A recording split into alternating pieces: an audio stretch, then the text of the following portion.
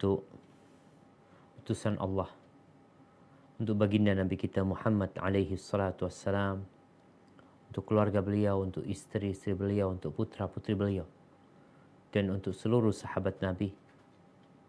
Semoga Allah meridhain kita bersama mereka. Amma ba'd, ahibati fillah, masih berbincang tentang keutamaan lapar, keutamaan hidup sederhana, ya, tidak bermewah-mewahan, lebih utama daripada kita hidup bermewah-mewahan, memiliki banyak harta, menampakkan kekayaan. Maka lebih utama kita hidup sederhana dengan harta yang Allah berikan kepada kita. Walaupun engkau mau memiliki sesuatu yang lebih, selama tidak mubadzir, selama tidak besar pasak daripada tiang, selama niatnya bukan untuk pamer dan berbangga-banggaan, sejatinya menikmati dunia dari sisi itu diperbolehkan. Tapi kalau antum hidup sederhana, ya agak sedikit kasar hidupnya, mungkin itu lebih utama bagi kita. Ahibati fillah, kita telah membaca ya, penjelasan para sahabat Nabi tentang hidupnya Rasulullah Sallallahu Alaihi Wasallam. Bagaimana sih seharusnya mukmin memandang kepada kehidupan dunia ini? Allah Azza wa Jalla mengatakan, wa mal hayatud dunya illa mata'ul ghurur. Tidaklah kehidupan dunia melainkan kesenangan yang menipu, karena dia nggak nyata sebenarnya. Segala kesenangannya berbalut dengan kesedihan. Segala kenyamanannya berbalut dengan efek samping. Selalu ada efek sampingnya. Awas, bisa seperti ini, bisa seperti itu. Itulah kehidupan dunia. Tapi kehidupan yang sebenarnya bagi kita adalah kehidupan akhirat. Barakallahu fiik. Kita sampai ke hadis nomor 503. Nah, silahkan dibaca.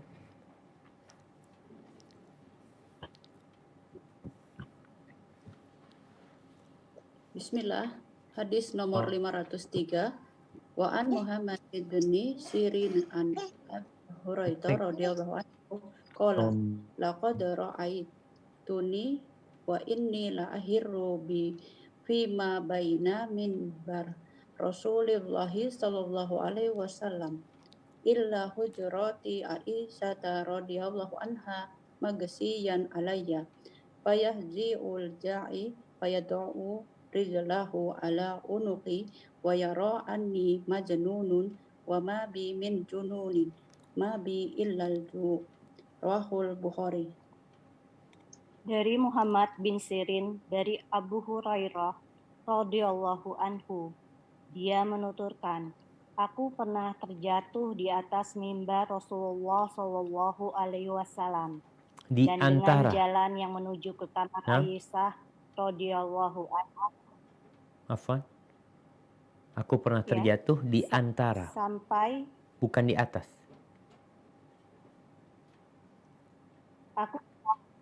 Aku pernah terjatuh di antara mimbar Rasulullah Shallallahu Alaihi Wasallam dan dengan jalan yang menuju ke kamar Aisyah radhiyallahu anha sampai pingsan tidak sadarkan diri. Kemudian ada seseorang datang kepadaku dan menginjakkan kakinya ke leherku.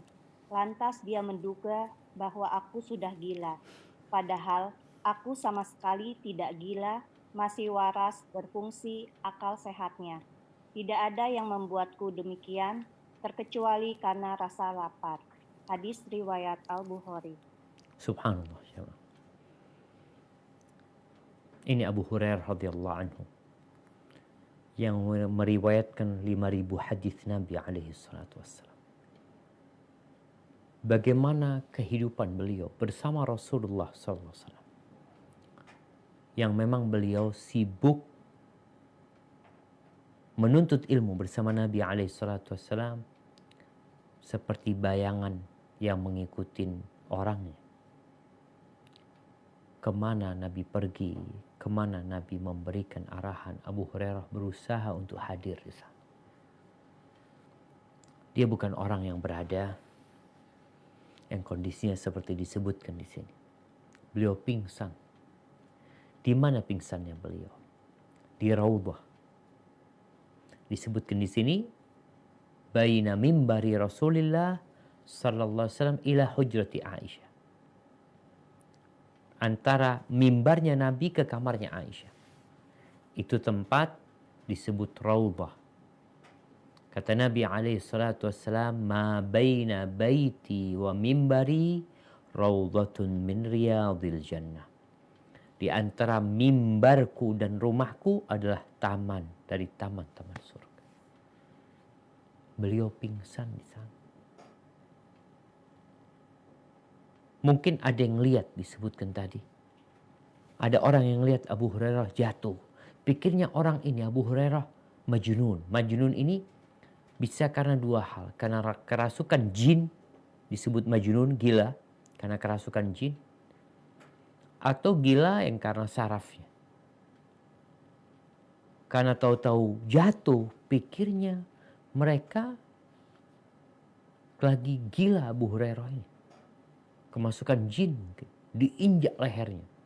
Karena terkadang pikirnya dia itu akan marah-marah ya. Biasanya orang kalau kerasukan jin itu 4 orang memegang kaki dan tangannya, itu masih tidak bisa menenangkan dia. Diinjaklah lehernya Abu Hurairah. Apa kata Abu Hurairah? Wa ma bi min junun. Gak ada, aku gak gila, aku waras. Ma bi illal ju'.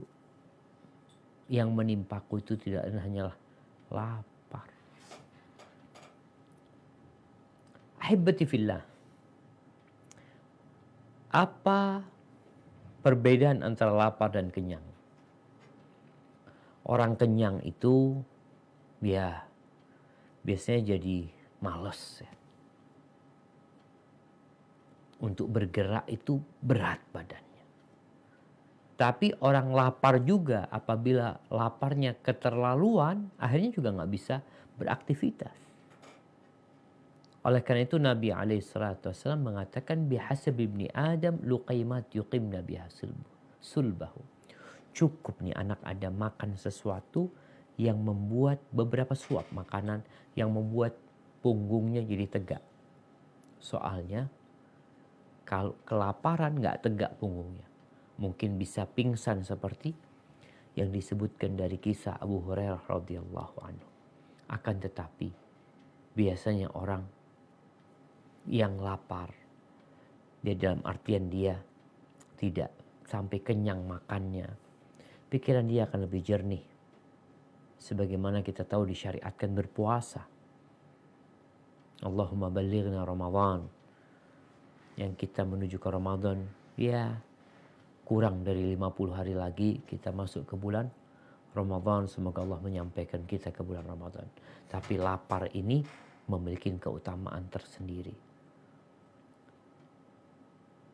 Jalur setan menggoda manusia yang ikut darah itu akan tersempitkan dengan rasa lapar tersebut.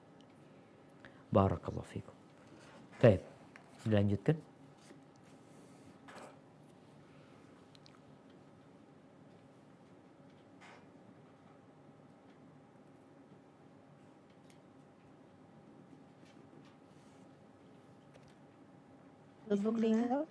Hadis nomor 504. Wa an Aisyah radhiyallahu anha qalat tuwfiyin Rasulullah sallallahu alaihi wasallam wadir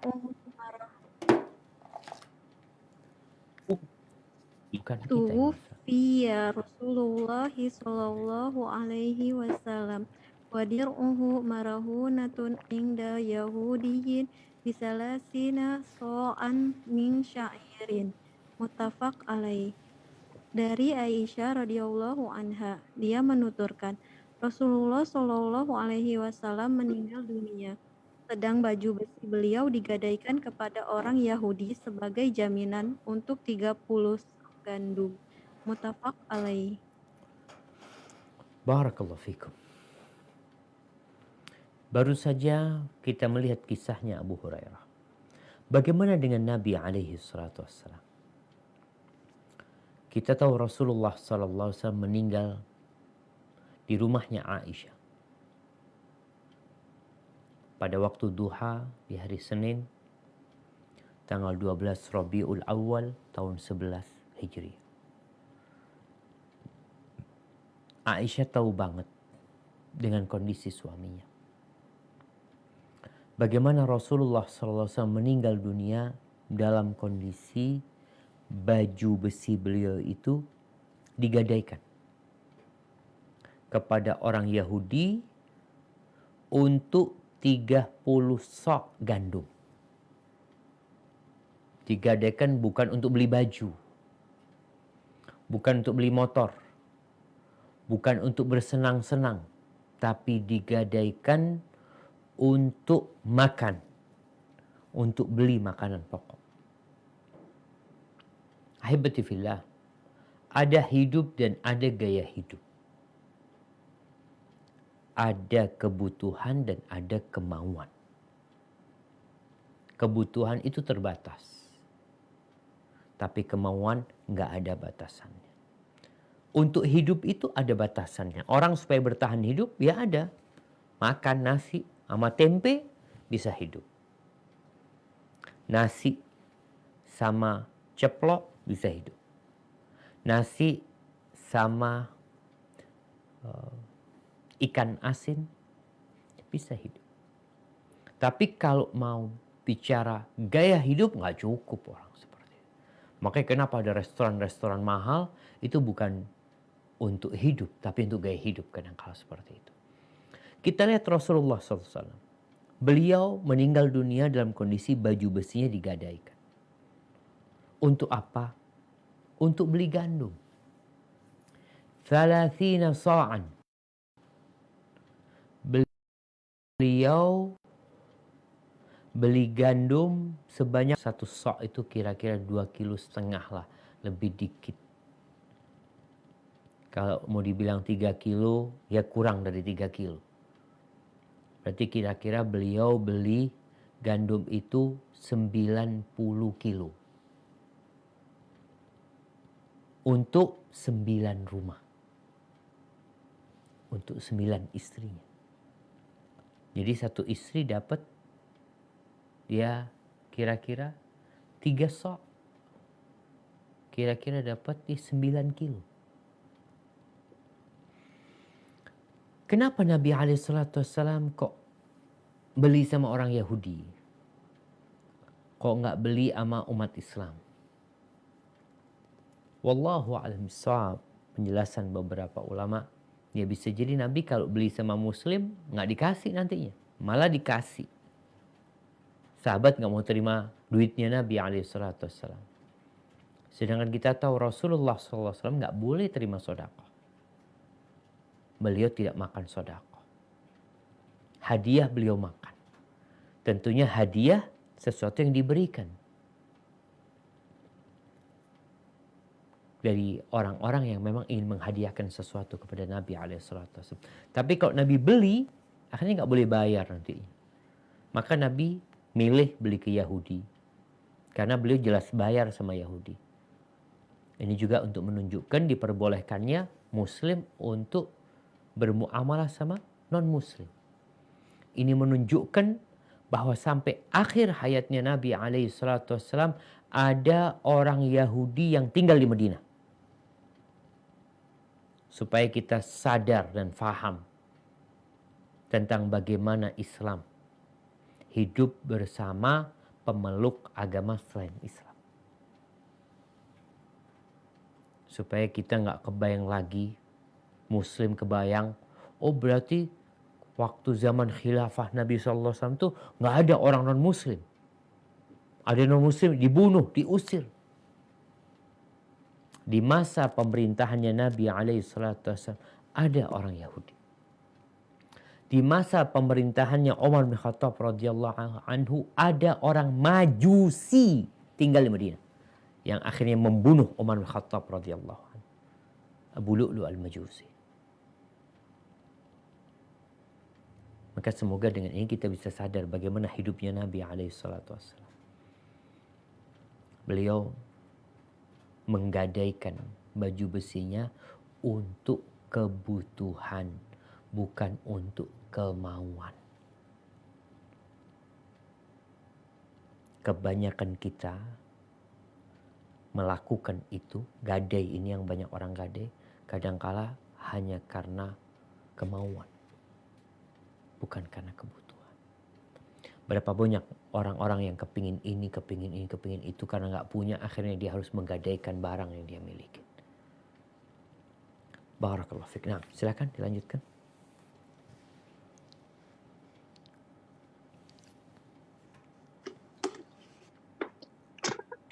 Bismillahirrahmanirrahim. Hadis nomor 505. Wa an Anisin radhiyallahu anhu qala rohanan Nabi sallallahu alaihi wasallam dir'ahu bi syair wa masyaitu ila Nabi sallallahu alaihi wasallam bi khairi syair wa ihalatin sanikha wa laqad sami'tuhu yaqul ma asbaha ili Muhammadin so'un wala ams wa innahum latis'atu abiyat rawahu Bukhari.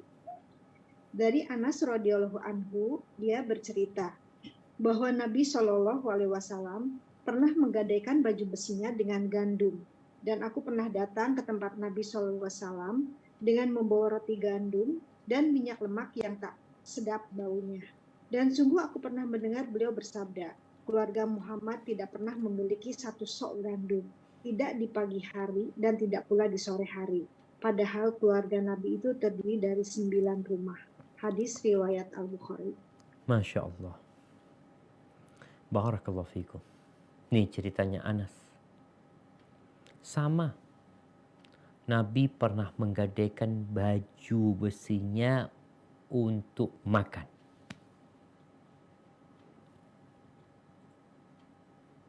Mungkin ada yang mengatakan lagi, kenapa para sahabat kok tidak membantu Nabi SAW? Ingat, Nabi nggak terima sedekah. Yang kedua, kalau bicara hadiah, mungkin kondisi sahabat yang lainnya sama susahnya. Ada masa-masa yang sulit yang menimpa seluruh sahabat Nabi. Ada masa-masa yang mungkin sahabat Nabi punya kelebihan harta, mereka memberi hadiah kepada Nabi SAW. Cerita pada kesempatan yang lalu, bagaimana tatkala Nabi SAW mengajak Abu Hurairah ke rumahnya, ada susu di rumah Nabi SAW. Nabi tanya, ini dari mana nih susu? Kata istrinya, hadiah. Nah, ketika hadiah, baru Nabi SAW bisa mengkonsumsinya. Ketika sedekah, beliau bagikan kepada para sahabatnya dan keluarga Nabi tidak makan sedekah. Ini ceritanya Anas. Pernah Anas datang menjumpai Nabi SAW, dia bawa makanan. Makanannya dia roti gandum. Sama minyak yang sudah gak enak aromanya. Jadi minyak lemak ya, minyak samin mungkin orang biasa menyebutnya. Itu kadang-kala tengik ya, ya masih bisa dimakan. Tengik baunya. Itu yang ada. Dan itu dimakan sama Nabi SAW. Dan Rasulullah SAW tidak pernah mencela makanan. Kalau beliau mau, beliau makan. Beliau nggak suka, ya beliau tinggal. Tapi mencela, tidak pernah. Alaihi salatu wassalam. Kemudian Anas mengatakan, aku juga pernah dengar Nabi SAW mengatakan, pernah seharian, pagi sampai sore. Kan disebutkan di sini, ma'asbaha li ahli Muhammadin sa'un wala amsa. Dari pagi sampai petang nggak ada makanan pun di rumah Nabi. Nggak ada satu sok makanan, nggak ada. Padahal rumah keluarga Nabi itu 9. Ada 9 rumah. Satu sok itu tadi 2,5 kilo. Itu dibagi 9. Kalau beliau punya itu. Tapi itu pun gak ada. Ahibati fillah. Betapa sabarnya Nabi Muhammad alaihi salatu wassalam. Kalau bicara kenikmatan dunia, ya, beliau sudah menyampaikan bahwasanya dunia ini hulwatun khadirah alaihi salatu wassalam. Dunia ini hijau dan manis. Tapi beliau mengabaikan semuanya. Beliau memilih hidup sederhana. Beliau mendidik istri-istrinya untuk bersabar dengan kondisi yang ada. Tatkala beliau punya kelebihan harta, beliau lebih memilih untuk berbagi dengan orang-orang yang lebih membutuhkan. Itu Nabi alaihi salatu wassalam. Bagaimana beliau mengajarkan kepada Abu Hurairah. Tatkala beliau ada susu, beliau tidak hanya menikmatin beliau sama Abu Hurairah. Berdua saja. Beliau memanggil ashabus suffah untuk ikut menikmati suguhan itu. Muslim itu hidup bukan hanya untuk perutnya sendiri, tapi untuk perut tetangganya, untuk perut orang-orang yang sedang kesusahan. Sekarang nih, khususnya buat teman-teman, buat kawan-kawan yang mungkin dia tidak terdampak banjir ya. Dia mungkin ya alhamdulillah termasuk yang selamat dari banjir. Yang ada di Jabodetabek, yang ada di Jawa Tengah, mungkin di Jawa Barat juga. Atau di tempat di Jawa Timur juga mungkin. Hendaklah mereka berpikir bagaimana berbagi dengan saudara-saudaranya yang sedang kesusahan. Kalau antum susah, ada yang lebih susah dari antum. Barakallahu fikum. Naam, tafadhalu.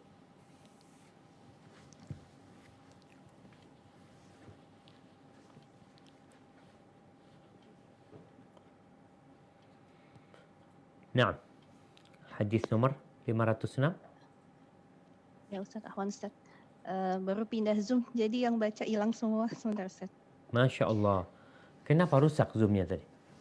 Iya. Semuanya tadi kadarullah sepertinya videonya, kita nggak bisa lihat videonya Ustaz. Jadi kita pindah ke Zoom yang lain Ustaz. Kadarullah. Siap, Nggak barakallahu apa-apa fiik. Ustaz. Bismillah, Anda coba baca. Hadis nomor 506. Wa an Abi Hurairah radhiyallahu anhu qala laqad ra'aitu sab'ina min ahli sufa wa ma minhum rajulun alaihi ridaun imma izarun wa imma kisaun qad rabatu fi a'naqihim minha ma yablughu nisfas saqain wa minha ma yablughu ka'bain fayajma'uhu biyadihi karahiyata an tura auratuhu. Wahul Al-Bukhari. Dari Abu Hurairah radhiyallahu anhu bercerita, aku pernah melihat 70 ahlu sufah, tidak ada seorang pun di antara mereka yang mempunyai kain penutup pundak, yang ada hanya berupa sarung maupun kain lainnya yang mereka ikatkan pada leher mereka. Di antara kain tersebut ada yang hanya bisa menutup sampai pada pertengahan kedua betisnya, dan di antaranya ada yang sampai pada kedua mata kakinya, sehingga dia memeganginya dengan tangan kanan karena khawatir akan terbuka auratnya. Hadis riwayat Al-Bukhari. Barakallahu fikum. Kalau tadi makanan, sekarang pakaian. Karena kebutuhan pokok manusia itu sandang, pangan, papan. Sandang mereka jelas. Sandang ini apa? Baju ya? Iya. Pangan mereka tadi udah disebutin. Sandang mereka, pakaian mereka seperti apa? Ini cerita Abu Hurairah lagi radhiyallahu anhu. Laqad ra'aitu. Ini bukan ceritanya orang.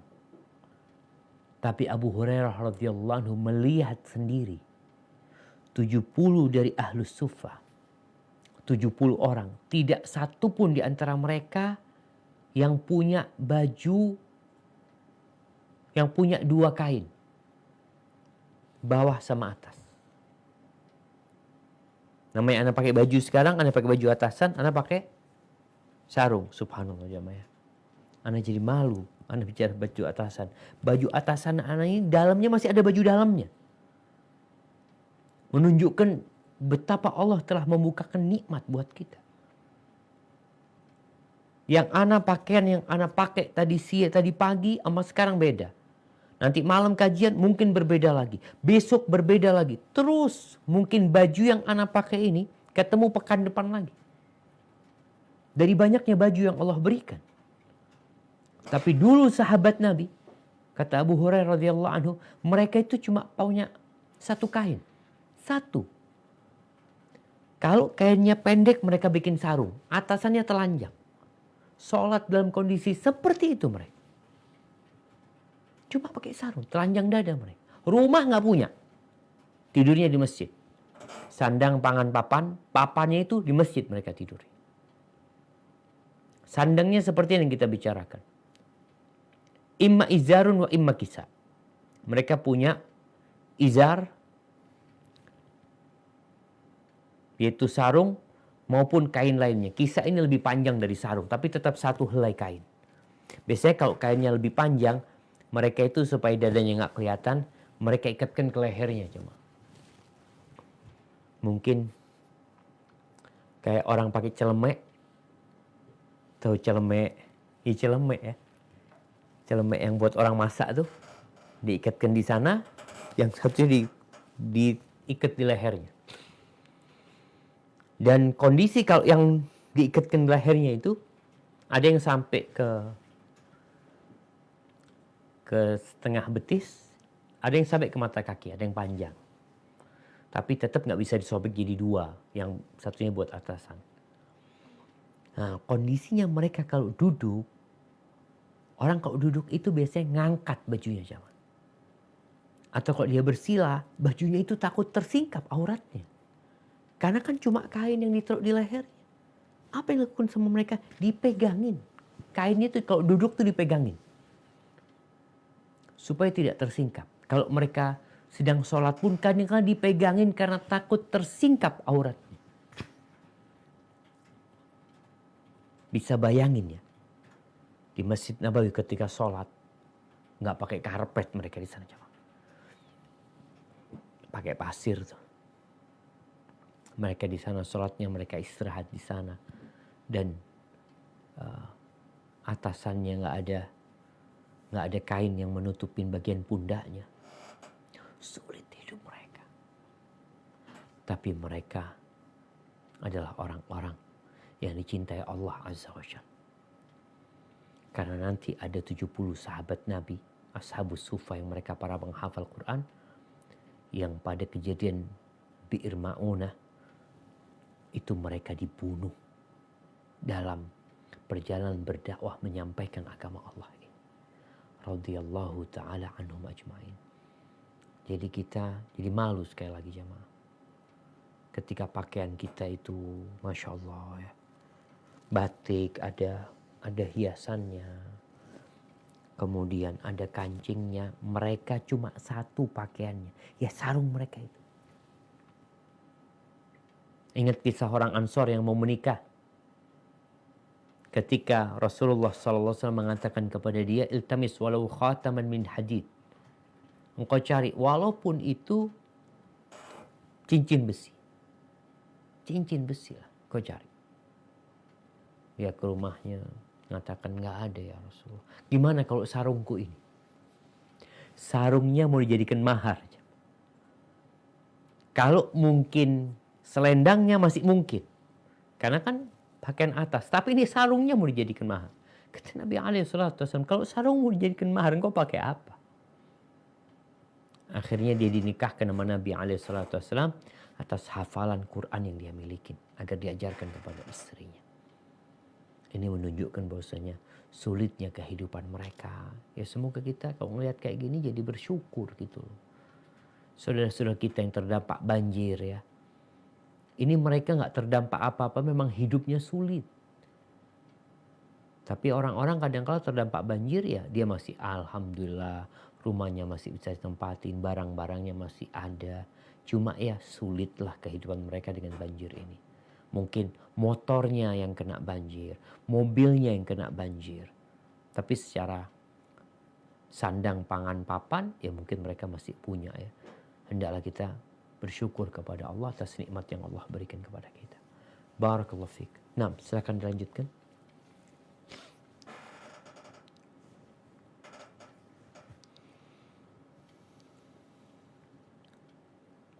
Hadis nomor 507.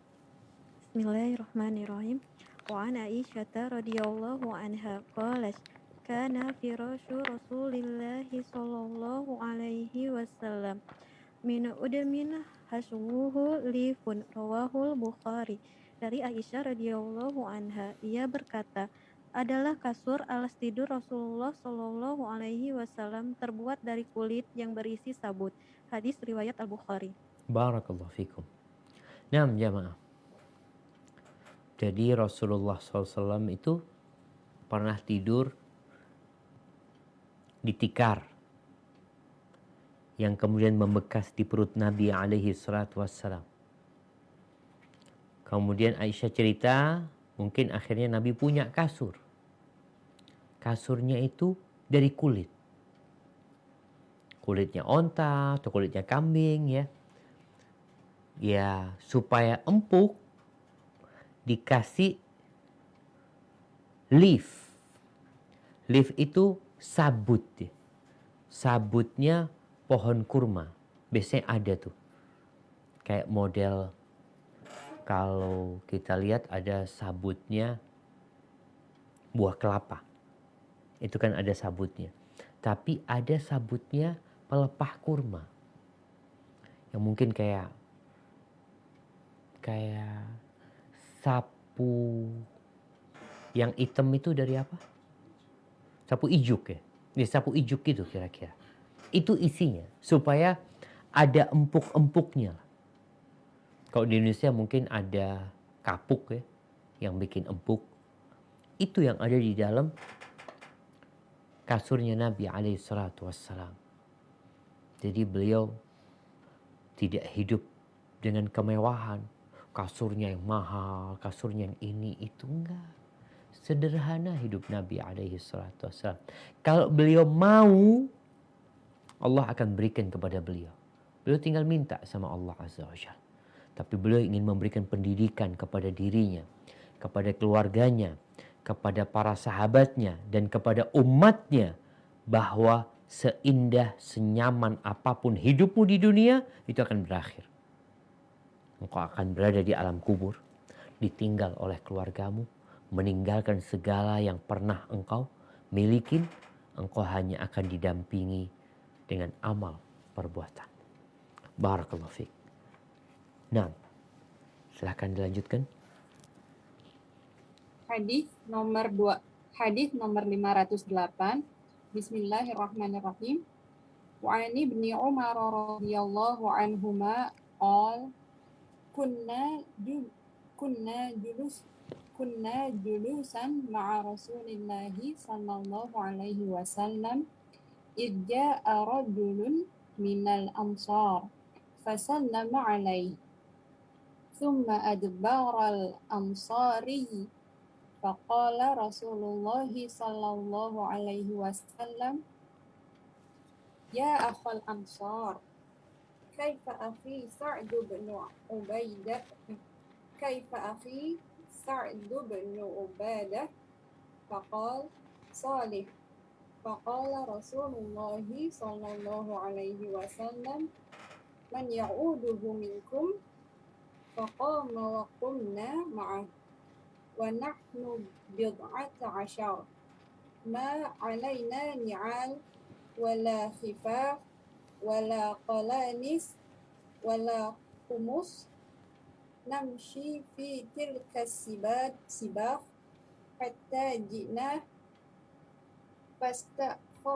fastaghfara qaumuhu min hawlihi hatta dana Rasulullah sallallahu alaihi wasallam wa ashabuhu alladzina ma'ah.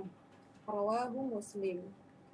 Dari Ibnu Umar radhiyallahu anhuma, dia bercerita, kami pernah duduk-duduk bersama Rasulullah sallallahu alaihi wasallam. Tiba-tiba ada seseorang dari kaum Ansor datang, lalu mengucapkan salam kepada beliau. Lantas orang tersebut berbalik untuk pergi. Maka Rasulullah sallallahu alaihi wasallam pun bersabda, wahai saudara Ansor, bagaimana keadaan saudaraku Sa'ad bin Ubadah? Maka dia menjawab, dia baik-baik saja. Beliau bertanya, siapa di antara kalian yang akan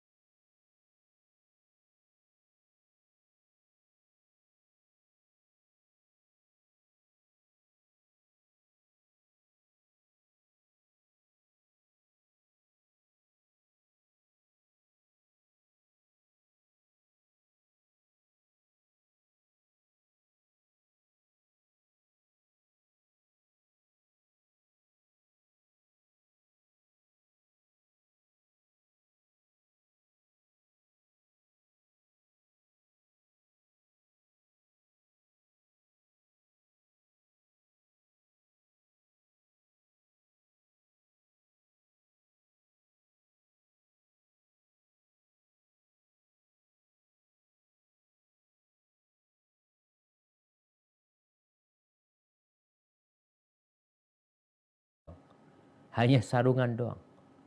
Atau tadi baju yang diikat ke lehernya. Namshi fi tilka sibah. Kita jalan di jalan itu, sibah ini yaitu tanah yang nggak tumbuh tumbuh-tumbuhan, karena kalau di terjemahannya itu tanah bergaram ya, bukan tanah bergaram, tapi tanah yang mengandung garam, ya samalah bergaram mungkin. Jadi tingkat keasinannya itu tinggi sehingga nggak bisa tumbuh di sana kecuali beberapa tumbuhan aja. Berjalan mereka di sana, jalan kaki tanpa pakai alas. Namshi fitil kasibah hatta ji'na, sampai kami datang menjumpai Nabi SAW. Ketika Nabi datang, orang-orang pada mundur, ngasih kesempatan buat Nabi dengan para sahabatnya yang ingin mendekat ke tempatnya Sa'ad bin Ubadah. Ahibati fillah, berbincang tentang sandal ya. Sebenarnya Rasulullah SAW menganjurkan kita pakai sandal. Nih, beliau alaihissalam bersabda, tunggu ana bacakan hadisnya. Masya Allah. Taib. Beliau alaihissalam di dalam hadis yang diriwayatkan oleh Imam Muslim dari Jabir bin Abdullah, istakthiru minan ni'al fa inna ar-rajula la yazalu raqiban man ta'al. Kata Nabi alaihissalam, perbanyaklah kalian sandal. Hendaklah kalian pakai sandal gitu.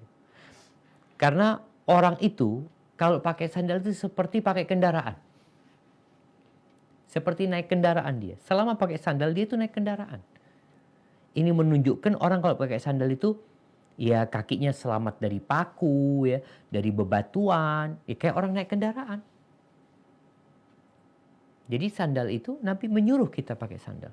Akan tetapi Nabi juga menyuruh kita untuk berjalan tanpa sandal sekali-kali. Jadi hendaklah kita tuh kadang-kadang nggak pakai sandal, berjalan kaki. Antum jalan, mamanya berangkat ke minimarket atau ke masjid lah, sekali-kali nggak usah pakai sandal. Benar, iya. Tadi Nabi menganjurkan pakai sandal, tapi di hadis Abu Dawud dan Imam Ahmad dari Abdullah bin Buraidah, kalau tadi hadisnya Jabir bin Abdullah radhiyallahu anhuma, ini Abdullah bin Buraidah radhiyallahu anhu mengatakan ada seorang sahabat Nabi yang datang dari kota Madinah menuju ke Mesir. Berangkat menjumpai Fadalah bin Ubaid. Ini sahabat Nabi juga. Faqadima alaih. Lalu ketika sampai ke Mesir dan menjumpai Fadalah bin Ubaid, dia mengatakan, amma inni lam atika zairan. Aku datang bukan dalam rangka ziarah. Aku datang bukan dalam rangka ya hanya ingin berkunjung ke tempatmu, bukan. Walakinni sami'tu ana wa anta hadithan min Rasulullah SAW. Akan tetapi aku bersama mendengar sebuah hadis dari Nabi SAW. Rajautu an yakuna indaka minhu ilm. Aku berharap engkau masih ingat dengan hadis itu. Engkau punya ilmunya. Mungkin sahabat ini tadi ada sesuatu yang mungkin dia lupa. Dulu dia dengar hadis ini bersama Fadalah. Qala wa mahu. Hadis apa kata dia? Dia sampaikan hadisnya. Sudah setelah menyampaikan hadis itu, tanyalah Fadalah ini. Famali araka sya'isan wa anta amirul ard. Kenapa aku ngelihat engkau kok rambutnya itu kusut deh. Padahal engkau itu amir gubernur. Engkau itu orang yang ya bisa disebut pejabat lah. Kenapa orang kalau pejabat kan pakaiannya harus klimis ya. Mungkin rambutnya harus pakai minyak. Kemudian sepatunya harus mengkilap. Daraannya juga mewah. Ada kan style kayak apa. Maka ini buat para pejabat juga. Buat yang kaya. Coba dengar nih hadis Nabi SAW. ketika ditanya sahabat ini, kenapa engkau? Padahal engkau itu gubernur. Qala inna Rasulullah sallallahu alaihi wasallam kana yanhana an katsirin minal irfa. Nabi itu alaihi salatu wasallam kita untuk banyak hidup mewah. Dilarang kita untuk banyak gitu. Selalu hidup dengan kemewahan. Beliau tayyib. Fama li la ara 'alaika hidha. Lihat engkau enggak pakai sandal. Enggak pakai sepatu. Enggak pakai alas kaki. Ini sahabat. Bukan karena dia ini amir, gubernur dia. Maka ditanya, Fudalah tanya, wajar pertanyaan dia. Engkau kan orang yang punya sebenarnya seperti itu. Kakimu nggak pakai alas kaki. Apa kata ini? Kana Nabi SAW ya'muruna an nahtafiya ahyanan. Rasulullah nyuruh kita untuk kadang-kadang itu tidak pakai alas kaki. Disahihkan oleh Syekh Albani rahimahullahu taala. Maka di sini banyak tidak sedikit dari para ulama yang mensunnahkan, menganjur agar kita kadang-kadang itu nggak pakai. Bukan di rumah ya, kalau di rumah nggak pakai sandal, alhamdulillah Ustaz, anak kalau di rumah nggak pernah pakai sandal, berarti anak sudah ngamali sunnah. Bukan, keluar rumah. Tadi cerita Abdullah bin Umar dari masjid berangkat ke rumahnya. Sa'ad bin Ubadah nggak pakai sandal. Bisa jadi karena memang nggak punya sandal, bisa jadi karena memang tadi dianjurkan untuk sesekali, kadang-kadang nggak pakai sandal. Menyebutkan di antara hikmahnya menguatkan kaki kita, sehat. Kemudian juga mematahkan kecongkakan, keangkuhan yang karena terkadang sandal itu bisa memasukkan orang ke neraka. Iya. Kalau sombong, mau pamer orang lain. Ana pernah waktu di Madinah ya, yang sampai hari ini ana ngerasakan sakit. Ana itu pernah beli sandal. Itu buat ana sandal beli pada waktu itu. Ana punya rezeki, ana beli sandal. Ana lupa mereknya itu. Apa ya? 250.000 ana beli pada waktu itu. Buat ana ya Allah mahal. Jadi ana pakai itu seneng banget. Subhanallah. Kecekluk lah. Apa kecekluk ini? Jadi ana pakai karena dia itu agak tinggi, terkilir kaki ana. Dari Allah ya. Itu kadang-kala sandal ini ternyata itu diingatkan ana. Subhanallah. Akhirnya sandal itu ana bawa ke Masjid Nabawi. Sholat di Masjid Nabawi. Walhamdulillah. Sandal itu ke kamar ana lagi. Hilang sandal. Jadi kadang-kala kita itu nggak pakai sandal terpaksa. Jadi pulang nggak pakai sandal karena nggak ada sandalnya gitu. Ini disunnahkan tanpa sandal. Memang bahasanya apa ya? Nyeker. Orang kalau datang nggak pakai sandal tuh nyeker, kelihatannya ya Allah ini orang dianggap rendah.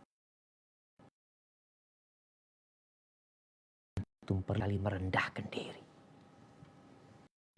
Bahkan boleh masuk hanya yang pakai sepatu. Yang pakai sandal nggak boleh masuk. Apalagi yang nyeker.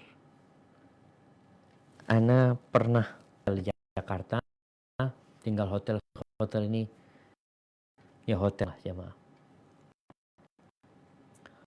Waktu itu Ana turun dari kamar itu pakai sandalnya hotel.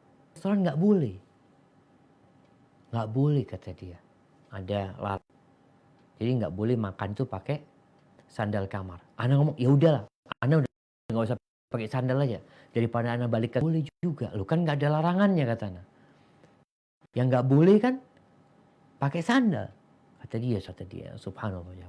Jadi mereka ingin tampak mewah semuanya.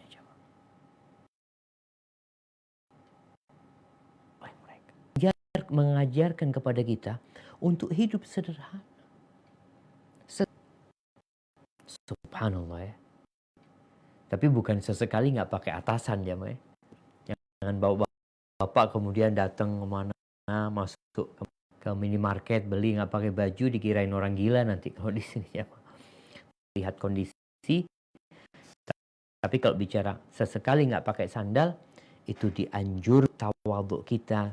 Ya sekedar untuk mendidik jiwa kita yang berontak ingin menunjukkan kemewahan.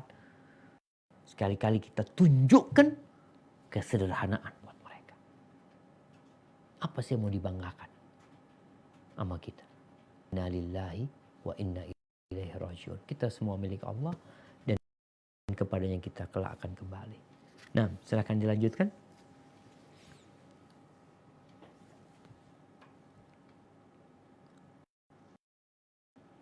Hadis 509 ya Ustaz ya. Nah.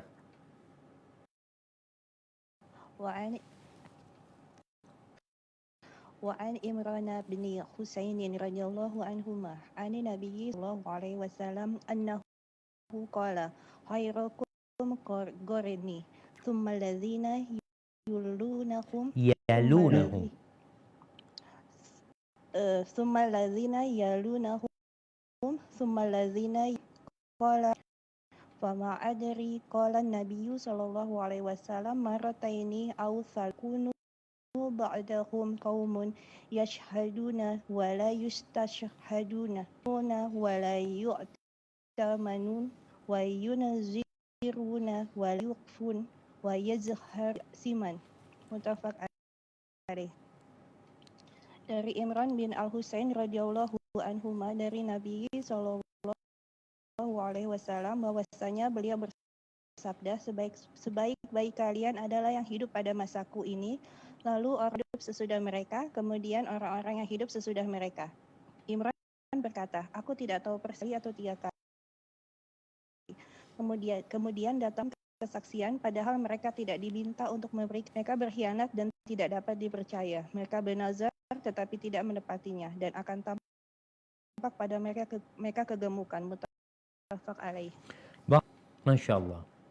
Penyebutan hadis ini setelah Abdullah bin Umar tentang bagaimana para sahabat Nabi berjalan tanpa alas kaki, tanpa pakai topi, tanpa kemeja. Lalu Imam Nawawi menyebutkan rukum qarni. Sebaik-baiknya kalian adalah yang hidup pada masa qarni. Qarn ini bisa jadi abad itu ditentukan dengan 1 abad. Bisa jadi maksudnya adalah generasi yang hidup pada masanya Nabi SAW. Kemudian generasi yang selanjutnya. Kemudian generasi yang selanjutnya. Kira-kira sahabat yang terakhir meninggal itu pada tahun 120. Itu sahabat yang terakhir. Namun generasi itu nggak semuanya jumpa nama sahabat ini. Kalau yang berjumpa dengan tabi'in, yang berjumpa dengan Nabi SAW disebut sahabat. Kira-kira meninggal tahun 120 atau sebelum. Sedangkan kemudian yang selanjutnya tabi'ut tabi'in, pengikutnya para tabi'in, itu ada yang membatasi, sebenarnya mengatakan sampai tahun 220. Itu generasi tabi'ut tabi'in, yaitu jumpa dengan tabi'in. Disebut tabi'ut tabi'in. Baik, di sini Rasulullah SAW menyebutkan tentang generasi yang setelah generasi yang terbaik. Setelah 3 generasi itu generasi sahabat, generasi tabi'in, generasi tabi'ut tabi'in. Setelah generasi yang ketiga, yang mereka memberikan kesaksian padahal mereka nggak diminta. Memberikan kesaksian padahal nggak diminta. Orang sekarang menjadi saksi itu karena fulus. Siap menjadi saksi palsu. Dan saksi. Padahal dia dapat duit. Atau saksi yang meringankan. Padahal dia nggak diminta. Dan dia sebenarnya nggak tahu apa-apa untuk hadir memberikan kesaksian. Tapi gara-gara urusan fulus, dia mau. Generasi yang gila dunia. Berkhianat, nggak bisa dikasih amanah. Ini kondisi orang-orang yang memiliki jabatan. Ingat. Yang dapat amanah. Amanah itu bisa jadi jabatan yang diberikan kepada uang yang dititipkan kepada mereka. Bisa jadi amanah itu rahasia mereka. Tapi generasi yang selanjutnya ini nggak amanah. Kemudian mereka bernazar, ngomongnya, sumpah ini itu, tapi nggak ditepatin. Bersama itu baru, yaitu asiman, obesitas, kegemukan. Muncul itu. Ini menunjukkan mereka, ya sudah. Kerjanya makan, kulineran, jarang bergerak. Muncul kegemukan. Anda melihat mahasiswa atau anak pesantren ya. Sampai mungkin pernah Anda sebutkan, kakak Anda itu pernah ngomong sama Anda, Syafiq, kok mahasiswa STD itu nggak ada yang gemuk ya? Kok semua? Ya iyalah, gimana makanan di dapur kampus. Makanan mereka tiap hari sate katanya. Sayur tempe, sayur terong, sayur telur, sayur-sayur kayak gitu. Sehingga mereka ya makan apa adanya. Tidak berlebih-lebihan dari makan. Sehingga Islam itu sebenarnya memerangi obesitas. Bagaimana? Dengan merubah gaya hidup sehat, bukan hidup mewah. Dan generasi ini, mereka hidup kadangkala hanya untuk memenuhi perutnya. Sehingga kulineran sana, kulineran sini, geraknya sedikit, makannya banyak, khianat. Mereka sudah menjadi budak-budak dunia. Maka semoga Allah menyelamatkan kita dari sifat-sifat yang disebutkan oleh Nabi di generasi yang kita hidup di masa itu. Semakin jauh dari generasi Nabi, seakan-akan semakin banyak nih pengkhianat-pengkhianat terhadap harta yang dititipkan, jabatan yang diamanahkan, semakin banyak. Dan obesitas semakin banyak lagi jemaah. Ketika orang ya sudah semakin jauh dari zaman Nabi SAW, jarang puasa sunnah, mungkin hampir nggak pernah puasa sunnah. Hadza wallahu a'lam bishawab. Itu mungkin yang bisa kita kaji pada kesempatan kali ini. Mungkin kita lanjutkan insyaallah hadis 510 di perjumpaan yang akan datang. Kita masuk ke sesi tanya jawab. Anda persilahkan. Barakallahu fiik. Barakallahu Ustaz. Jazakallahu khair. Ini ada sebelum memulai sesi tanya jawab, Ahwan Ustadz, ada suatu permintaan dari jamaah ex Oman, yakni Ibu Evi, Bapak Irham, untuk minta mohon didoakan Ustadz untuk kesembuhan kedua orang tua Ibu Evi yang saat ini masih terpasang oksigen dan masih dalam perawatan di rumah sakit. Dan juga mungkin kita mendoakan untuk seluruh kaum muslimin muslimah yang juga masih berjuang melawan pandemik ini Ustadz. Mohon doanya Ustadz. Barakallahu fiik. Naam jemaah. Subhanallah ya, pandemi ini belum berakhir. Saudara-saudara kita yang sakit semakin banyak, walaupun mungkin juga banyak yang sembuh. Tugas kita adalah menjaga diri kita dengan 3M atau 5M dan terus mendekatkan diri kepada Allah dengan menjauhi perbuatan dosa, dengan memperbanyak berdoa, memohon kepada Allah Azza wa Jalla. Allahumma lakal hamdu kulluhu ولك الشكر كله وإليك يرجع الأمر كله اللهم صل وسلم على سيدنا ومولانا محمد وعلى آله وأصحابه أجمعين اللهم اشف مرضانا ومرضى المسلمين اللهم اشف مرضانا ومرضى المسلمين اللهم اشف والدي أختنا يا رب العالمين اللهم إنك أمرتنا بالدعاء ووعدتنا بالإجابة اللهم هذا الدعاء ومنك الإجابة اللهم اشفهما شفاء عاجلا غير آجل اللهم اشفهما شفاء لا يغادر سقما اللهم أنت الشافي لا شفاء إلا شفاؤك اللهم اشف مرضانا ومرضى المسلمين وعافنا والمسلمين وارفع عنا البلاء والوباء والزلازل والمحن والفتن ما ظهر منها وما بطن عن بلدنا هذا خاصة وعن بلاد المسلمين وصلى الله على نبينا محمد وعلى آله وصحبه وسلم بارك الله فيك نعم Jazakallah khair, barakallahu fiik, Ustaz. Pertanyaan pertama dari Muska, tafadholi untuk Evi Dovira Dobi.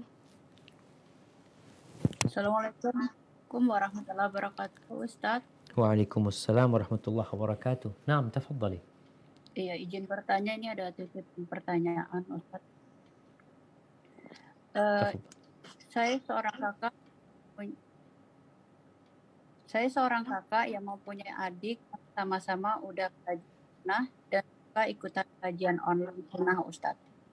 Masalahnya di sini, Ustadz, adik saya ini mempunyai 2 anak perempuan yang sudah remaja dan suka dan bermusik sampai punya grup musik. Adik saya ini senang mendapatkan pujian dari teman-temannya tentang anaknya ini. Padahal hukumnya haram tentang musik ini. Saya sudah sering menasehati dan suka berbagi hadiah adik dan ponakan saya agar meninggalkan musik. Padahal ponakan saya ini bagus sekali kalau membaca Al-Quran. Mohon nasihatnya Ustadz agar saya bisa memberikan nasihat lagi agar adik dan ponakan saya ini segera meninggalkan musik. Jazakallah khair Ustadz. Barakallahu fikum. Naam jemaah. Huffatil jannah bil makari. Surga itu dikelilingi dengan hal-hal yang dibenci oleh jiwa. Wa huffatin nar bisyahawat. Sedangkan neraka itu dipagari dengan segala yang disukai sama jiwa kita. Kita suka tuh sama musik. Kita bisa menghayal ya. Kita bisa fly mungkin ya. Orang merasakan bisa melupakan segala beban dia, hidup tenggelam dalam musik dia. Cuma kembali kita, apakah diperbolehkan hal itu? Sedangkan imam-imam yang 4 ya, seperti Imam Abu Hanifah, Imam Malik, Imam Syafi'i, Imam Ahmad, mereka termasuk yang sangat keras dalam urusan. Bahkan bagaimana mereka menganjurkan alat-alat musik karena melalaikan. Terus sekarang bagaimana kita memberikan nasihat? Di sana tugas kita itu hanya menyampaikan kepada mereka. Ingatkan mereka dengan akhirat. Ajak mereka untuk ya paling tidak berpikir. Apa sih yang didapatkan dari musik ini? Apakah engkau semakin bertakwa kepada Allah? Atau yang ada ya, kau semakin jauh dari agama ini. Ajak mereka untuk ziarah kubur, untuk mengingat kematian. Mengingat akhir kehidupan ini. Apakah dia mau meninggal dunia dalam kondisi sedang bermain alat musik? Atau yang dia inginkan, dia meninggal dunia dalam kondisi sedang berzikir, mengingat Allah atau sedang membaca Al-Quranul Karim. Maka yang perlu dilakukan bagaimana menanamkan keimanan kepada tadi saudara dan kepada keponakannya ya. Kemudian jangan pernah putus asa untuk mendoakan. Karena kalau bicara yang bisa kita lakukan hanya sebatas itu buat mereka. Dan jangan meremehkan doa. Karena bisa jadi lewat doa itulah Allah memberikan hidayah kepada dia. Kemudian kasih mereka juga doa. Kadangkala orang seperti itu mengatakan, kan ada khilaf di antara para ulama. Oke lah, kalau engkau merasa mungkin memilih pendapat yang mengatakan halal, sampaikan kepada dia. Coba, mereka pun yang mengatakan halal, apa batasannya mereka? Ini yang pertama. Yang kedua, engkau pelajarin kembali. Engkau kaji kembali. Jangan sampai memilih pendapat karena nafsumu ada di situ. Yang ketiga, ajari doa yang dibaca Nabi SAW. Nabi itu doa di tengah malam.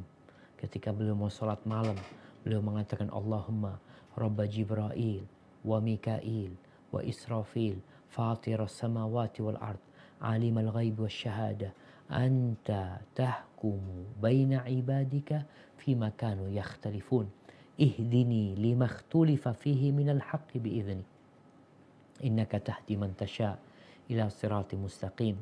Yang intinya beliau meminta kepada Allah, ya Allah tunjukkan kepada aku kebenaran dari apa yang diperselisihkan. Minta dikasih petunjuk. Agar diberi petunjuk kepada yang benar dari apa yang diperselisihkan. Kalau Nabi aja berdoa seperti itu, bagaimana kita seharusnya berdoa memohon kepada Allah untuk urusan-urusan yang mungkin kita bingung untuk menetapkan hukumnya. Memang di antara salah satu cara untuk meninggalkan hal-hal yang syubhat itu, kalau nafsu kita ada di sana, tinggalkan. Kalau nafsu kita berat untuk meninggalkannya, tinggalkan. Karena apa? Tapi kalau nafsu kita berat untuk mengamalkannya, amalkan. Kenapa? Karena jalan menuju surga itu berat memang. Hadza wallahu a'lam bissawab. Barakallahu fiik Ustaz. Tafadhali mungkin Sentul ada pertanyaan untuk Mak Ainit. Tafadhali Sentul. Sentul. Bu Iin,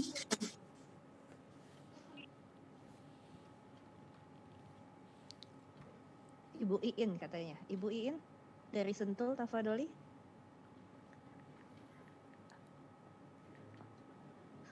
Mungkin Ana dahulukan untuk Ibu Evi dulu ya Ustaz ya. Naam, tafadhali. Ya, Ibu Evi Bapak Irham, tafadholi. Yang ingin bertanya, Ibu Evi. Pak Zubair mungkin perlu di ini mungkin unmute themselves mungkin ya. Anak co-host nggak bisa. Ibu Evi, sudah bisa belum Ibu Evi? Sudah, alhamdulillah. Iya, tafadhali. Bismillah, Assalamualaikum warahmatullahi wabarakatuh. Waalaikumsalam warahmatullahi wabarakatuh. Ahlan wa sahlan. Naam, tafadhali, barakallahu fiik. Ustadz yang semoga dalam rahmat Allah Ta'ala, jazakallahu khair tadi atas doanya. Izin bertanya, ada doa ketika melihat musibah orang lain. Alhamdulillahillazi afani dan seterusnya. Kalau kalimat itu diucapkan, maka ia akan diselamatkan dari musibah tersebut dan musibah apapun semasa hidupnya.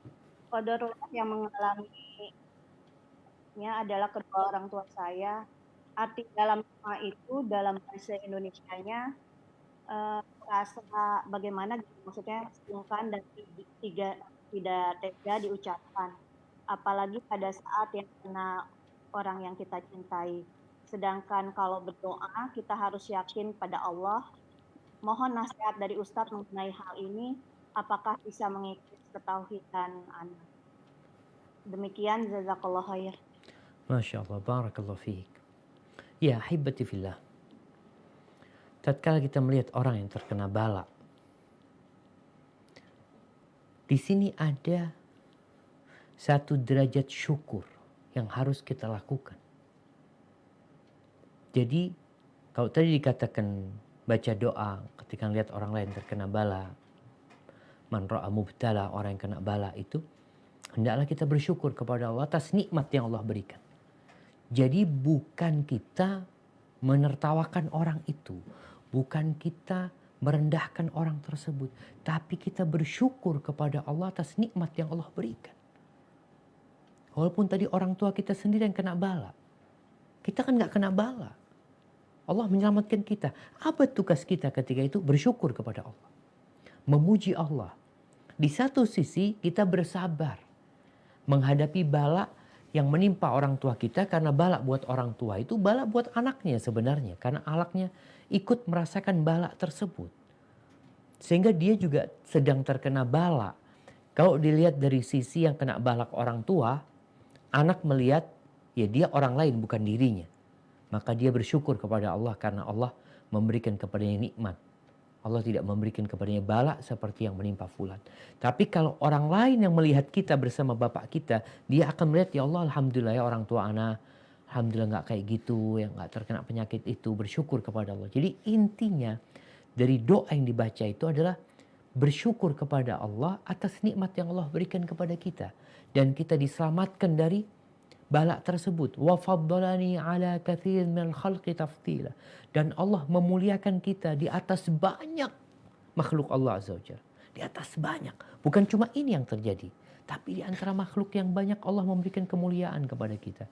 Jadi ketika membaca doa itu sejatinya kita bersyukur kepada Allah. Bukan mensyukurin musibah yang menimpa saudara kita, bukan. Kan ada orang yang mengatakan syukur ya apa? Syukur lu. Syukurin lu ayah. Kadang-kadang syukurin kena kayak gitu. Bukan itu. Kita sedang bersyukur kepada Allah. Jadi yang perlu kita lakukan memang ya kita bersyukur atas segala nikmat yang Allah berikan kepada kita. Karena terlalu banyak nikmat yang Allah berikan kepada kita. Tapi di sisi lain kita bersabar. Karena musibah buat orang tua kita sejatinya musibah buat anaknya. Ya kalau orang tua sakit, yang repot itu bukan hanya orang tua. Anaknya juga kerepotan. Anaknya juga kepikiran sama dia. Ini anak-anak yang berbakti kepada orang tuanya. Hadza wallahu a'lam bissawab. Nah. Barakallahu fiik, Ustaz. Tafadhali mungkin bisa dicoba Ibu Iin dari Sentul. Naam, syukron Bismillah. Oh, iya. Assalamualaikum warahmatullahi wabarakatuh, Ustaz. Waalaikumsalam warahmatullahi wabarakatuh. Ahlan wa sahlan, barakallahu fiik. Nah. Ustaz, Ana mau menanyakan, ingin menghubungkan judul dari Menahan Rasa Lapar ini dengan hadis yang kurang lebih mengatakan bahwa mintalah hanya kepada Allah, walaupun itu hanya sekedar tali sandalmu atau garam dalam masakanmu. Nah, dihubungkan dengan hadis tersebut, sampai sejauh mana kita diizinkan menahan rasa lapar dengan tidak meminta-minta kepada manusia. Entah itu meminta tolong atau berhutang, Ustadz. Demikian saja, Ustadz. Syukron, jazakallah khair. Assalamualaikum warahmatullahi wabarakatuh. Barakallahu fikum. Naam jamaah. Jadi kalau bicara sampai batasan mana sih kita ini boleh nahan lapar? Ya, jangan sampai kemudian kita minta-minta ya. Jadi kalau kita mau minta itu minta sama Allah Azza wa Jalla. Sampai dalam urusan sandal tali sandal kita yang harus diperbaiki. Kalau tadi dikatakan ya urusan garam pun kita minta sama Allah. Ini menunjukkan agar manusia itu benar-benar bergantung sama Allah Azza wa Jalla. Tidak menggantungkan kepada apa yang dia miliki. Tidak menyandarkan kepada apa yang ada pada fisik dia. Dia punya kekuatan, punya kecerdasan ini itu. Tapi dia menyerahkan kepada Allah. Sehingga mohon kepada Allah segala sesuatu. Segala urusan sandal rusak kita minta sama Allah Azza wa Jalla. Terus kalau dikatakan sampai batasan mana kita menahan lapar. Ya, orang tuh beda-beda. Jangan sampai kita menahan lapar yang menyebabkan kita sakit. Membahayakan diri kita. Oleh karena itu dalam ibadah puasa yang sakit jangan puasa. Yang sakit. Faman kana minkum maridan aw ala safarin fa iddatun min ayyamin ukhra. Barang siapa di antara kalian sakit atau dalam perjalanan hendaklah dia menggantikan pada hari-hari yang lainnya nantinya. Artinya Allah tidak ingin membebani hambanya terhadap apa yang dia tidak mampu. Maka tatkala tadi orang berpuasa juga, Nabi melarang puasa nyambung. Maka kenapa dianjurkan mengakhirkan sahur, menyegerakan berbuka. supaya nggak terlalu lama engkau harus menahan lapar tersebut. Dianjurkan hal itu. Kalaupun ada sahabat yang ingin menyambung puasanya, dia merasa masih kuat untuk tidak makan ketika matahari terbenam, maka boleh, dan itu pun Nabi nggak suka sebenarnya. Dia menahan laparnya sampai waktu sahur. Sahur dia harus sahur. Berbukanya itu pada waktu sahur. Sehingga kondisinya kalau ditanyakan sebatas mana yang tidak membahayakan dirinya. Kalau sudah membahayakan dirinya, ya dia nanti akan lebih, dia maksudnya mungkin nggak mau ngerepotin orang, tapi ternyata dia akan lebih merepotkan orang lain. Karena dia akan sakit, orang yang kerepotan. Jadi orang kalau memang nggak mampu, udah nggak kuat nahan lapar, kemudian dia minta-minta, nggak apa-apa. Diperbolehkan sama Nabi SAW. Kalau memang kondisinya seperti itu. Kalau bicara hutang, boleh berhutang. Nabi SAW, beliau masih menahan lapar. Sampai dikatakan kadangkala, ya seharian itu nggak ada yang dimakan sama Nabi SAW. Dan masih bisa menahan. Tapi di kondisi lain, beliau kesian sama keluarganya. Akhirnya beliau berhutang. Atau beliau akhirnya menggadaikan baju besinya untuk makanan mereka. Jadi mungkin relatif sebenarnya kembali kepada kondisi setiap rumah. Tapi yang penting jangan sampai membahayakan dirimu. Kalau memang sudah membahayakan dirimu, di situ engkau boleh meminta-minta. Atau engkau berhutang untuk sesuatu yang memang dibutuhkan ya. Bukan untuk bersenang-senang, tapi sekedar memenuhi kebutuhan. Hadza wallahu a'lam bissawab. Barakallahu fiik Ustaz. Di sisa waktu ini mungkin masih bisa 4 pertanyaan ya Ustaz ya. Siap, barakallahu fiik. Ya Ustaz, Ana bacakan pertanyaan dari saudara kita dari Fulana di Norwegia. Assalamualaikum Ustaz. Waalaikumsalam warahmatullahi wabarakatuh. Semoga Ustaz selalu dalam lindungan Allah Azza wa Jalla. Saya ada pertanyaan tentang memilih waktu sholat. Terkait dengan Ramadan yang akan tiba, semoga kita disampaikan kepada bulan ini. Tinggal di Norwegia, amin. Tinggal di Norwegia dari bulan Juli. Kami tadinya mengikuti waktu sholat dari aplikasi Muslim Pro. Ternyata di sini teman-teman pakai aplikasi lokal Aibon. Alasannya aplikasi Aibon menggunakan waktu yang ditetapkan ulama lokal Norway. Aibon ini sendiri untuk kota kami ada 2 lembaga yang bisa kita pilih dengan waktu yang bisa berbeda 30 menit sampai 1 jam. Masya Allah. Asar di masjid A bisa beda 30 menit sampai 1 jam dengan masjid B. Contohnya di kota yang sama. Dan ternyata kami baru tahu juga tiap masjid adalah independen dalam waktu sholatnya. Karena ada lembaga masing-masing itu. Tidak ada semacam MUI nasional yang mengatur. Negara memberikan dana untuk tiap masjid dan silahkan mengelola sendiri, jatuhnya jadi seperti masjid Turki, masjid Pakistan, Somalia seperti itu. Saya jadinya yang ikut satu aplikasi yang mayoritas teman-teman ikuti. Nah baru-baru ini masjid yang biasa kami pakai mengupdate jadwal sholatnya. Dan untuk bulan Ramadan itu kami subuhnya sangat berbeda dari 3 masjid yang lain. Yang ada subuh jam 1.30-an, matahari terbit jam 6.27. Masjid lain waktu subuhnya sekitar jam 5-an, selisih menit cek Muslim Pro subuhnya 3.30-an. Masjid juga selisih menit, asar selisih hampir 1 jam. Pertanyaan saya, bolehkah kami berpindah waktu ke masjid lain ini? Menjadi salah satu berdosakah karena memilih waktu yang paling ringan ini Ustadz? Kalau tanya ke teman-teman muslim di sini, memang di sini ya tiap-tiap masjid lembaga Islamnya punya interpretasi masing-masing soal waktu. Allahu a'lam. Demikian Ustadz. Masya Allah jemaah. Ya. Jadi berkaitan dengan waktu sholat ini sebenarnya kan sudah ditetapkan sama Nabi alaihi salatu wassalam. Waktu subuh ketika fajar shadiq terbit. Berkaitan dengan definisi fajar shadiq ini mungkin di beberapa daerah berbeda jemaah. Sehingga yang terakhir ini kalau nggak salah di Indonesia Muhammadiyah itu sudah merevisi jadwal sholat subuh mereka. Kira-kira mundur 8 menit. Karena mereka mengikuti derajatnya berbeda yang mereka ikutin. Kalau salah 18 derajat kayak gitu ya. Kembali kalau ditanyakan tadi, mana yang harus diikutin? Sebenarnya ana lihat yang diikutin itu yang lokal. Yang lokal. Kemudian kalau bicara yang lokal sendiri-sendiri kadang-kala terjadi perbedaan di antara mereka, Ustaz. Sehingga kita bingung kalau Ramadan ini maunya kita kan memilih yang lebih cepat gitu ya, puasanya lebih pendek. Apakah diperbolehkan seperti itu? Tinggal bertanyalah kepada alim ulama yang ada di sana. Kalau niatnya memilih yang paling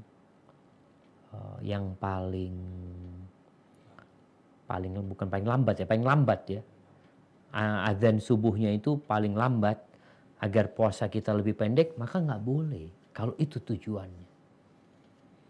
Ketika terjadi khilaf sekarang, hukum asalnya fajar itu belum terbit, hukum asalnya. Ketika kita lihat ada dua pendapat yang kita nggak ngerti mana sebenarnya yang lebih benar. Ketika kita nggak paham, maka ambil yang lebih selamat. Ambil yang lebih selamat. Karena sejatinya kita sahur umpamanya kalau subuhnya jam 5, kita sahur jam 4, kemudian kita makan jam 4, lalu kita nggak makan lagi, kita sudah terhitung sahur. Memang ada anjuran mengakhirkan sahur. Semoga itu sudah termasuk mengakhirkan sahur kita. Jadi kita lebih selamat sekarang. Cuma tinggal bicara masalah sholatnya Pak Ustaz. Takut kita sholat sebelum fajar terbit. Kan bisa jadi yang mengatakan, umpamanya azannya tadi jam 5, anggap jam 5. Satu mengatakan jam 5, 15 menit. Yang satu jam 5. Kita sahurnya ikut sampai jam 5. Jam 5 kita berhenti makan sudah. Tapi sholatnya ikut yang lebih akhir. Karena lebih pasti lagi fajarnya sudah terbit. Kalau yang sebelumnya itu lebih pasti buat kita ini masih malam. Belum terbit fajarnya jelas. Karena ada yang mengatakan jam 5 sama jam 5.15. Berarti ana milih yang jam 5. Ana berhenti sahur jam 5. Udah alhamdulillah lebih selamat buat ana. Karena ana nggak ngerti mana sebenarnya yang benar di antara dua jadwal tersebut. Karena ketidakmengertian itu milih yang lebih awal. Tapi untuk sholatnya maka milih yang lebih akhir. Karena sudah dipastikan kalau jam 5.15 ya pasti fajar terbit sudah. Karena khilafnya cuma 2 antara jam 5 sama jam 5.15 gitu loh. Yang jelas itu kalau ikut pendapat pertama ya sudah terbit, ikut pendapat kedua ya juga terbit sudah. Nggak ada khilaf ketika kita sholatnya jam 5.15 menit. Insya Allah itu lebih selamat buat kita. Mungkin seperti itu yang bisa dilakukan ya. Berkaitan dengan ketika terjadi khilaf dan kita nggak tahu mau ikut yang mana. Kalau bicara waktu asar, sama juga. Usahakan kita, ini berkaitan dengan sholat duhurnya. Kalau ada satu mengatakan sholat asar itu jam 3. Yang satu mengatakan jam 4. Kan 1 jam jaraknya. Maka untuk yang sholat duhur, usahakan sholat duhurnya sebelum jam 3. Jangan sampai melewati jam 3. Walaupun ada yang mengatakan jam 4. Untuk sholat asarnya, usahakan setelah jam 4. Karena sudah pasti itu masuk waktu asar gitu loh. Tapi kalau kita sholatnya 3:30, menurut yang jam 4 nggak sah sholat kita. Karena itu masih waktu zuhur. Semoga bisa difahami ya. Hadza wallahu a'lam bishawab.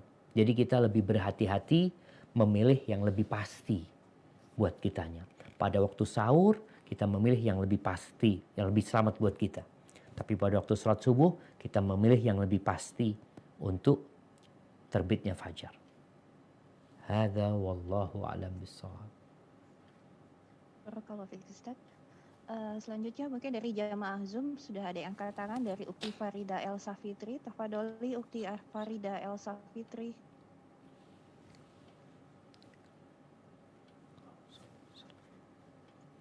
Ukti Farida Elsa Fitri.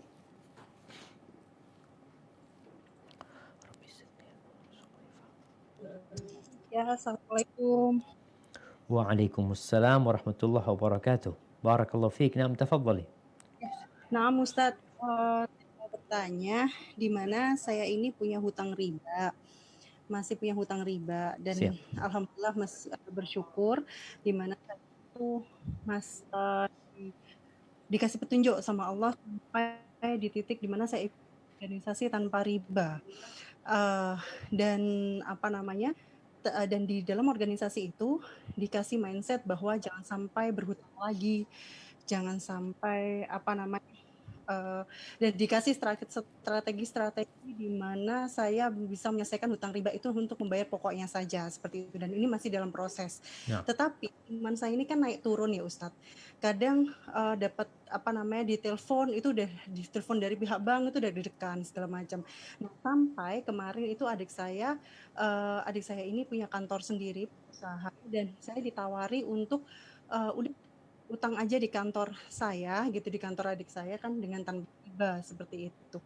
Nah, ini saya bingung apakah saya terima atau tidak, karena ada ilmu yang saya dapat di organisasi jangan hutang lagi deh pokoknya berserah diri sama Allah seperti itu. Nah, tapi ini katanya adik saya minimal kakak bisa memiliki hutang ribanya dulu dan apa namanya supaya ketakutan seperti ini bisa terselesaikan seperti itu Ustaz. Tapi Siap. saya bingung apakah saya terima atau tidak. Terima kasih Ustaz itu. Masya Allah. Jadi utang untuk menutupin utang gitu kan? Iya betul. Tapi minimal Utangnya nggak riba gitu yang ini. Tanpa riba Iya, seperti itu. siap. Iya. Masya Allah. Iya. Barakallahu fiik. Naam jamaah. Bicara utang, ukhti kita punya utang. Semoga Allah melunasi utang-utang saudara-saudara kita ya. Allahumma qdi anna ad-dain wa aghnina minal faqr. Setiap mau tidur Nabi SAW baca doa. Ya Allah, bayari utang kami ya Allah, dan cukupkan kami dari kefakiran ini. Berikan kami kecukupan sehingga kita nggak jadi orang fakir. Itu doa Nabi SAW sebelum tidur. Doa panjang penghujungnya itu. Beliau juga berdoa, Allahumma inni a'udzubika minal ma'thami wal maghram. Ya Allah, aku berlindung kepadamu dari dosa dan dari hutang. Artinya hutang itu sesuatu yang memang tidak seharusnya dilakukan oleh muslim. Karena akan menghinakan dirinya, akan menyebabkan ya dia jadi malu. Kalau tadi dikatakan oleh yang bertanya, deg-degan dia kalau ada telepon dari pihak bank. Ada rasa khawatir, rasa takut ya. Karena yang bisa dilakukan bank itu kadang-kala sesuatu yang keterlaluan gitu ya. Rumah disita, anggota keluarganya dikeluarkan, padahal utang dia cuma sebenarnya 50 juta. Tapi karena bunganya bertambah terus sampai senilai rumahnya yang 300 juta. Sampai seperti itu.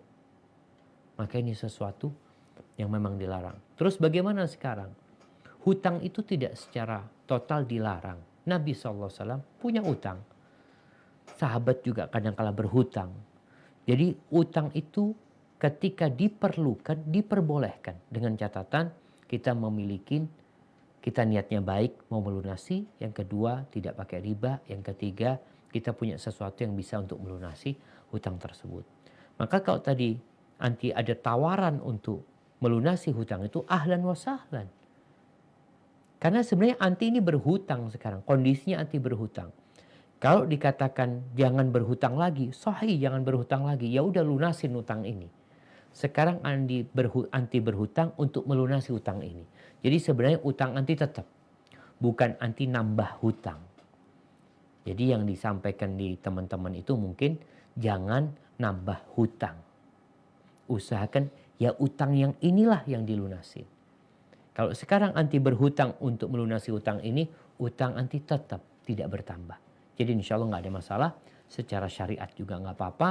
Bahkan mungkin ada yang lebih indah di sana karena anti berlepas dari lembaga riba tersebut dan anti berhutang kepada lembaga yang tidak ada bunganya di sana. Hadza wallahu a'lam bissawab. Ustaz, masih ada 2 pertanyaan lagi. Ana akan bacakan satu pertanyaan dari Ahwati dari jamaah Zoom, Ustaz. Bismillah Ustaz. Assalamualaikum Ustaz. Ustaz, Ana mau bertanya, bagaimana bila suami menghalalkan segala cara dalam mengejar dunia? Padahal saya seorang pegawai, tapi dia mengejar duniawi baik itu harta dan tahta dengan jalan yang salah. Sekarang dia melakukan ahwan kumpul kebo dengan wanita yang punya materi lebih demi mendapatkan materinya. Sudah 1 tahun lebih Ustadz, bagaimana dengan pernikahan saya Ustadz? Saya sabar dan ikhlas, tapi tetap ragu dengan status pernikahan saya Ustadz. Ahwan suami saya seorang pegawai, bukan saya. Alhamdulillah dia SMP, sekarang masih bersama Ahwan Ustadz. Alhamdulillah dia sampai Gimana, sekarang. Saya ana bacanya. Eh, Alhamdulillah dia sampai sekarang masih bertanggung jawab nafkah lahir dan batin. Tapi kami terpisah rumah. Bagaimana dengan status pernikahan saya Ustadz? Karena suami saya seorang PNS dan selingkuhannya seorang PNS yang sudah bersuami. Halal atau haram pernikahannya Ustadz? Demikian pertanyaannya. Allah yahfad min kulli syarr. Na'udzubillah. Yang pertama buat istrinya segera gugat cerai. Segera anti gugat cerai. Kalau dikatakan suami anti bertanggung jawab, dia nggak bertanggung jawab. Dia bukan laki baik-baik. Kalau bicara tanggung jawab secara apakah yang diperlukan wanita itu hanya uang, hanya urusan ranjang. Kalau dikatakan dia bertanggung jawab tentang 2 hal itu, tentang urusan nafkah lahir batin. Nah, mana perhatian dia? Dia kumpul kebu berzina dengan istrinya orang. Dan anti ikhlas. Nggak boleh ikhlas anti. Anti harus berontak dalam kondisi seperti ini. Ketika melihat kemungkaran terjadi, ada satu dari 3 langkah yang harus kita ambil. Yang pertama, kita mengingkari dengan tangan kita. Yang kedua, kita mengingkari dengan lisan kita kalau nggak mampu dengan tangan. Yang ketiga mengingkari dengan hati kita. Dan konsekuensi mengingkari dengan hati itu berpisah dengan tempat kemaksiatan tersebut. Ketika anti tidak mengingkari dengan apa? Dengan tangan, nggak mampu, dia lebih kuat. Nggak mampu dengan lisan karena akan marah, dia mungkin akan menzalimin sang istri. Yang ketiga, anti mengingkari dengan hati, konsekuensinya anti berpisah dengan dia. Baru anti termasuk seorang muslimah. Jangan takut sama urusan rezeki anti. Yang pertama, anti tidak akan hidup berkah dengan suami yang seperti itu. Ketika dia berambisi untuk mencari dunia sampai berzina, dikatakan setahun kumpul kebu. Dan anti ikhlas, sabar, gak boleh. Muslim itu punya harga diri. Ketika melihat kemungkaran gak boleh, apalagi dia ini urusan syariat Allah yang dia langgar, bukan urusan istrinya. Maka nasihat anak kepada anti segera gugat cerai. Afwan, kalau memang engkau, kalau dikatakan tadi mau PNS, mau apa, kadang-kala PNS kalau ada gugat cerai ribut ya nggak ada masalah. Yang penting Allah ridho sama anti. Kalau seluruh penduduk bumi ini benci sama anti, nggak ada urusan sama mereka. Yang penting Allah ridho sama anti. Wa man yattaqillah yaj'al lahu makhrajan. Barang siapa bertakwa kepada Allah, pasti Allah kasih solusi. Wa yarzuq min haitsu la yahtasib. Kalau anti berpikir rizki, bukan suami anti yang kasih rizki. Kalau anti bertakwa, Allah akan kasih rizki dari arah yang tidak disangka-sangka. Hadza wallahu a'lam bissawab. Barakallahu fiik. Pertanyaan terakhir dari jamaah Zoom, Ukti Nalin Rea Jamila. Ukti Nalin tafadholi untuk menganyut. Ukti Nalin Rea Jamila. Ukti Nalin. Ana bacakan Ustaz. Tafadhali. Bismillah. Assalamualaikum Ustaz Syafiq. Maaf jika pertanyaan di luar temanya. Pertanyaan Ana, saya dari umur 11 tahun masuk Islam. Keluarga Ana tak Islam dan bertahun-tahun Ana semakin mempelajari ilmu dan agama Ana semakin merasa berat kalau lagi berkumpul dengan keluarga. Ana juga selalu coba nasihati mami Ana. Contoh seperti tak omongin orang, nanti bersyukur. Dan bukan hampir setiap hari negatif. Cuman Ana rasa lebih baik mendiam. Sekarang karena usaha Ana percuma dan keluarga Ana tak mau mendengar, mungkin Ustadz ada saran untuk Ana biar Ana bisa dengan lebih baik di hadapan keluarga Ana. Demikian Ustadz, semoga dipahami. Naam, barakallahu fiik. Iya, kita nggak boleh putus asa dalam mendakwain keluarga kita. Ketika lisan ini sudah terus berbuat, mengajak kepada kebaikan, maka hendaklah engkau di malam hari menggunakan lisan itu dan kedua tanganmu untuk memohon kepada Allah Azza wa Jalla. Doakan mereka. Tunjukkan akhlakmu yang baik. Tunjukkan kepada mereka Islam itu indah. Tunjukkan kepada mereka. Dengan kita menghargai mereka, berbuat baik kepada mereka, kepada keluarga anti yang masih non-muslim. Di malam hari anti berdoa memohon kepada Allah Azza wa Jalla. Sesekali anti ngomong lagi sama mereka tentang hakikat kehidupan dunia ini. Yang jelas di situ ada surga dan neraka. Bagaimana anti mengingatkan mereka bahwasanya Nabi Muhammad ini benar nih. Nabi itu gak pernah berdusta. Yang dibawa Nabi itu indah. Mungkin mereka gak dengarkan lagi. Anti bisa beli Quran terjemahan. Letakkan di sana. Fadlah kalau kepingin tahu agama Islam itu bukan dari omongan orang. Tapi dari Islam itu sendiri. Ini firman Allah Azza wa Jalla. Mungkin itu yang bisa kita lakukan ya. Sambil terus anti bersabar dan jangan pernah putus asa. Semua usaha anti tidak akan sia-sia. Kenapa? Akan ada yang mencatat kalau anti terus berdakwah. Hadza wallahu a'lam bishawab jamaah. Udah masuk waktu asar di Jember ini.